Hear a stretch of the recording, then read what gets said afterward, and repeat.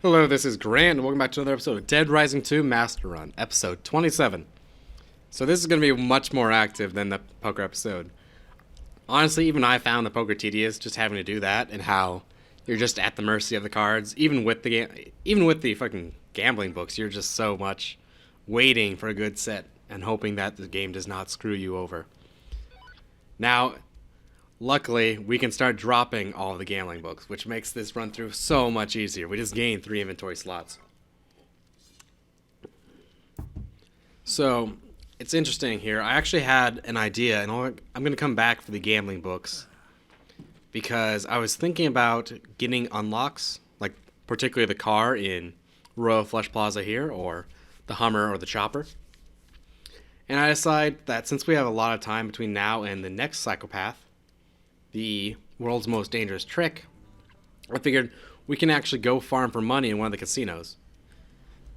I actually I've only ever had to get those unlocks once, which was the first time I played through the game.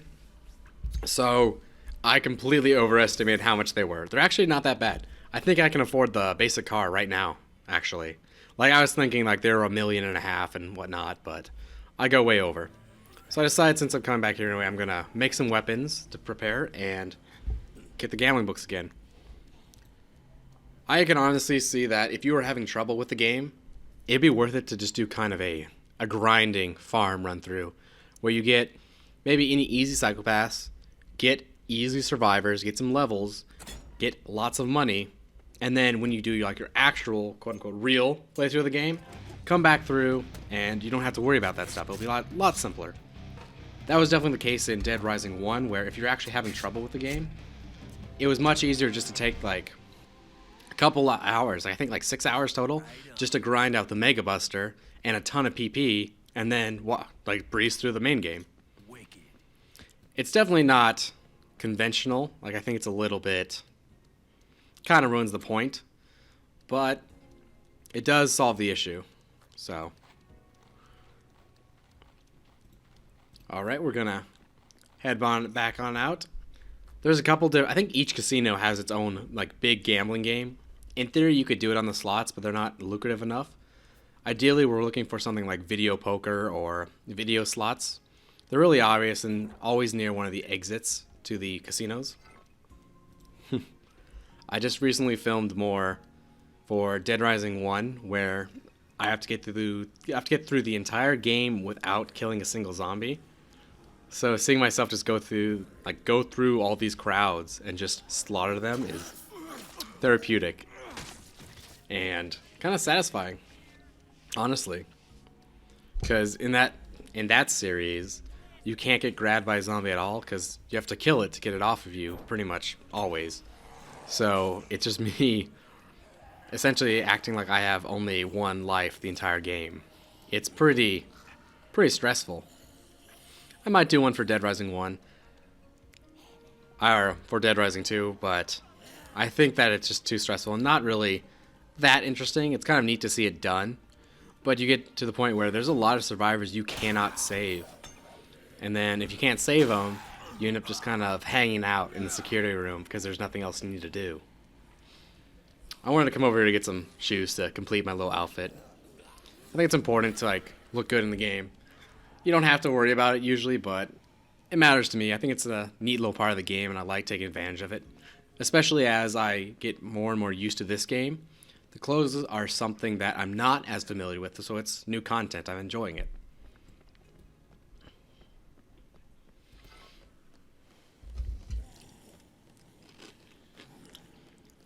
So, when I originally set out to make Dead Rising 2 Master Run, a secondary goal was to try and learn as much as I could just about like video editing and making series, because Dead Rising 2 is only my second big series, and I learned a lot making one.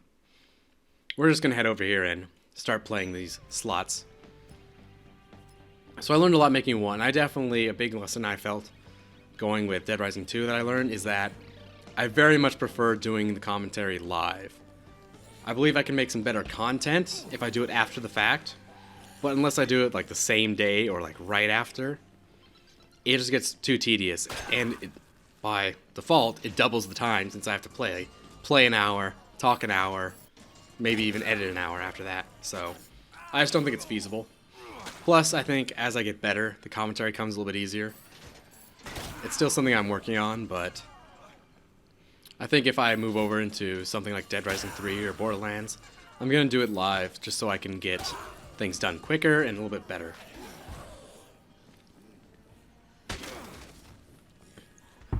So essentially, as long as you have these 3 gambling magazines, the odds are in your favor, and you will generally break even, if not make money here, because it's 1,000 in order to pay, and you have the chance of winning 25,000 or 10,000. So even if you get like the jackpot once, you get 25 more rolls just to get anything. So you'll generally make a good amount of money. If you have the option, Terror is Reality is faster and much more fun, but it's really not populated nowadays. Or if you have the Scoop, where you have to go play poker in the Atlantica Casino, I also recommend that because you need these books as well. Plus that gives you $1 million, which is by far the fastest cash in the game. But you can only do that once, and that's like halfway through the game, so it's not worth farming it. But always do it if you can, because if you're ever going to want money, that's going to be the best way to do it. Although once you have unlocks, you don't need to go farm money. Like really, the money is just to go get the unlocks. Because once you have them, it's like, yeah, you might need money just to get Zombrex or something, but you'll pick up easily that much just from playing the game.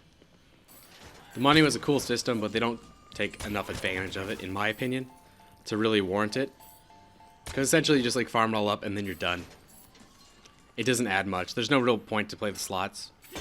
The only point to buy Zombrex is not to save yourself if you're out of luck. It's more to pay 25,000 just to not have to bother to go get it. Like I've done that before. Like say, if I had to get an achievement, well, instead I have like $1 million. So instead of doing all the Zombrex missions, I just went ahead and I bought 4 Zombrex at the pawn shops for like 200,000, and then I'm fine for the rest of the game. That's usually what I would use it for. Not like, oh no, I can't make it back in time to go do the Zombrex scoop, so I just buy it. Like that's what they advertise it as, but that's not what I use it for. Maybe some other people do, but I feel like the game's pretty generous. Dead Rising is not a hard game. It might be a difficult to understand game, or one that just doesn't really present all its information clearly, but it's not hard. Or any part that is hard, they really do just kind of give you an out, I think, with, oh well, you can always go and farm somewhere else, get the cash, or you can come back with better weapons. So, as I said before, I end up farming actually like too much. The cars are a lot cheaper than I expected. And the only real reason to have the cars is transportation. It's a little bit faster. They're not ideal because like you'll get the car in Royal Flush Plaza, but you can't take it out into the strip. It does make it faster to go from like Royal Flush to Yucatan. It's a little clunky, but it does guarantee you a safe way to get survivors around. So that is nice. Although you can only take 1 survivor in the orange car. What's more important is the Hummer. You can also get the Chopper, which is just like a Harley Davidson motorcycle. It's decent, but not. It's the same thing as the orange car, except I don't think you can even have any survivors in it. But with the Hummer, that's the main way to get the Zombie Genocide achievement, which is like kill, what, 53,000-ish zombies? And that's a very tough achievement to get, much tougher than in 1. You go through that very fast in 1. In 2, you can do it theoretically from the start of the game if you are very efficient without doing story missions, but generally you're going to have to do some story missions to go into overtime mode to get that extra time in order to kill enough zombies. Which that's a little annoying. Plus I don't think you get anything particularly valuable like the Mega Buster in this game. If I had to take a guess, I'd have to look it up, but I think you just get some of the Knight's Armor parts or something.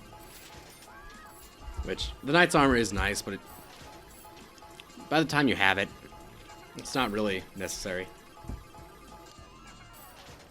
It effectively doubles your health, but again, it's by the time you get there, you kind of don't need it. I love the idea of unlocks in these games, but really, I think they could be done better. I would say that I don't think the average player is going to be in a position I'm in, though. Because at this point, I'm pretty efficient at getting all these scoops done, whereas a normal player might be taking a little bit longer on psycho fights or getting lost or having to do things just inefficiently because they don't know when scoops are going to pop up.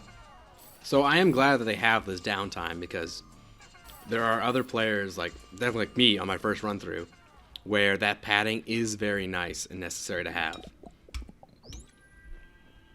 Like a big one is I never have to worry about Zombrex because I know like where to get 4 of them just lying around. So as long as you do any of the scoops, you're always set. Like I have 4 right now. I have way more than I need.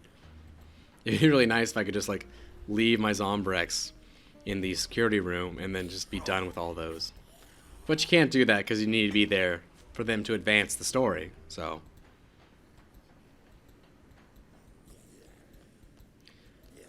I do feel like Dead Rising 2 kind of wore on me as I went through it. And it was mainly just because I had to play it a couple different times because of technical difficulties. But I'm really curious to see how Dead Rising 3 has come out. I have not heard anything about it. I'm completely going to go into that blind, but we'll see. I have to get access to an Xbox One. I was thinking about doing one of the series I'm trying to start up is a thing called One Run, which is usually like challenge runs or different ways to kind of play the game, kind of like the no zombie kills of Dead Rising 1. And I would really love to do a blind run through of Dead Rising 3 and see, like, I heard someone say it was really easy. It'd be kind of cool if I could see, and like, what if I got like all the survivors and did everything in one run on my first playthrough? I don't know if that'd be a good thing, but as a personal achievement, that'd be kind of neat.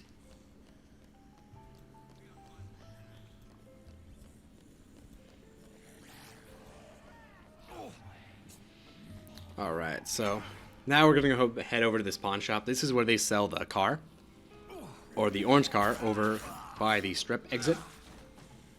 It's pretty useful. It's nice to have. Again, it was a lot cheaper than I expected it.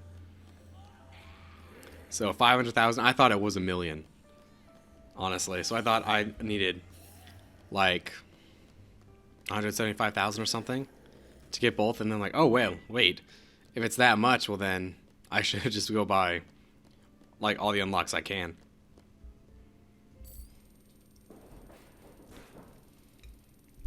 Now that's a good deal. I gotta say, it is also weird how I don't know this game as well as I know Dead Rising 1, and I didn't feel like there's a need to.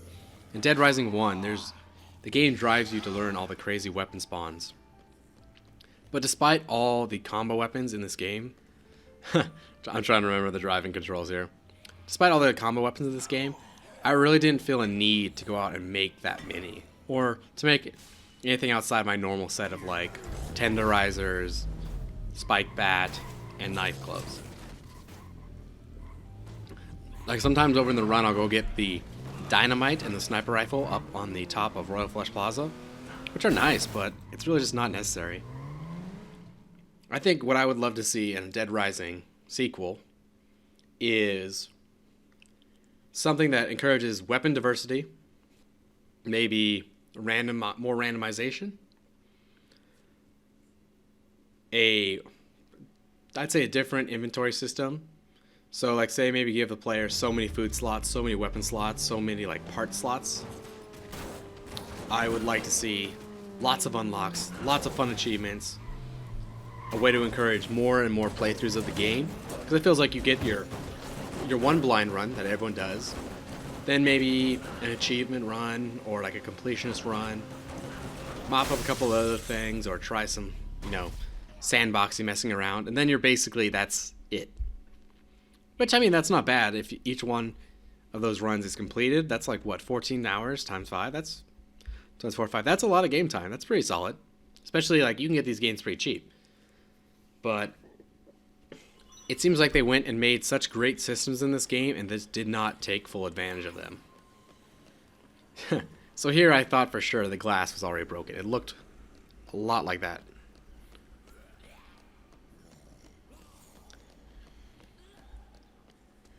Like, I feel like, honestly, I'm pretty proud of the way the Master Run came out and is coming out, but it's just too bad that doesn't have a higher standard. Like, it'd be kind of fun to make a guide for like Halo with like max difficulty, all modifiers, all that, because you have to be very specific, really well tested stuff. Whereas this, it's basically like if you look at some of my like very first videos, I made some like very like well thought out, detailed plans, and then it just ends up like, well, honestly, even if you were new to this game, just you need to know A, B, and C, and then you can wing it. Anyone could, which is unfortunate.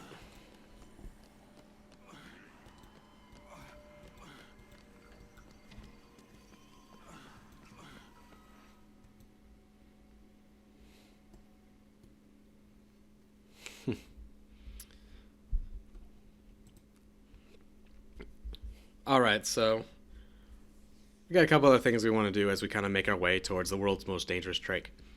Unfortunately, I don't really see much point of this. It's a cool fight. I think it's a neat idea. It's awesome. But the only thing you get is you get the combo card for the rocket launcher and you get that weapon. But now since the game is almost over, what's the point of the weapon? And yeah, it's worth it for the combo card, but then it's like kind of a one and done deal. Like, why do I need to go back and fight him again? Which is too bad. They are some of the cooler characters in this game. I mean, I love all the psychopaths in this game, honestly. I think I've said, like, every single psychopath is like, oh, this is so awesome, but it's just some of the, like, the grander structure of the game could use some improvements, in my mind.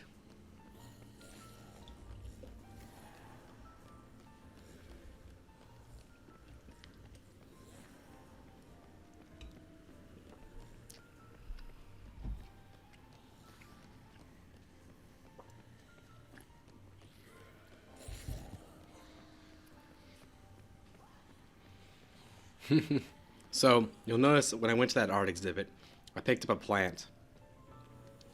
We don't have the scoop for it yet, but I believe it's like Fortune City Botanist Club or something. That there's a specific plant that only appears in that art gallery, called like Peace Art or something. And Sophie, someone you saved from the Crazy Cure member, very early on in the game, asked you to go get that plant. We don't receive the scoop until we talk to her in the safe house. But I know about it, so I was going to grab it while we're on our way there. And then we're going to go get ready and set up this fight with the two magicians and their world's most dangerous trick.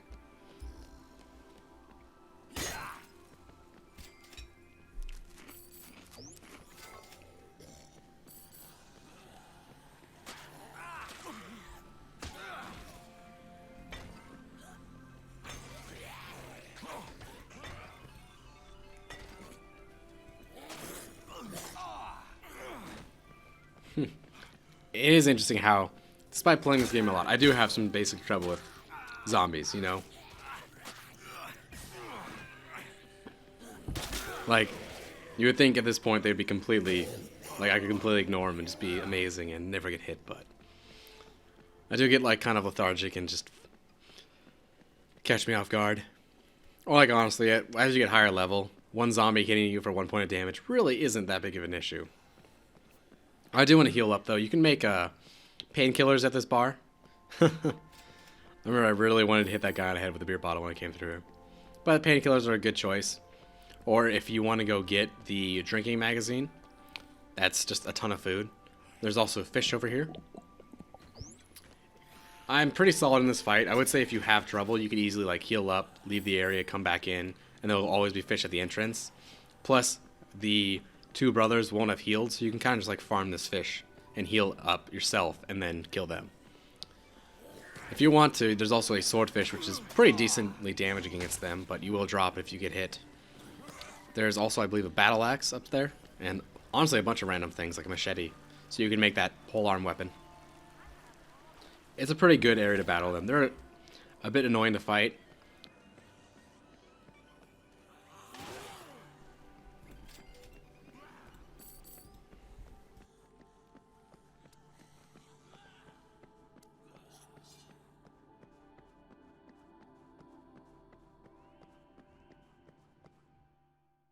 Thanks for watching. If you want to see more, check out one of the links below.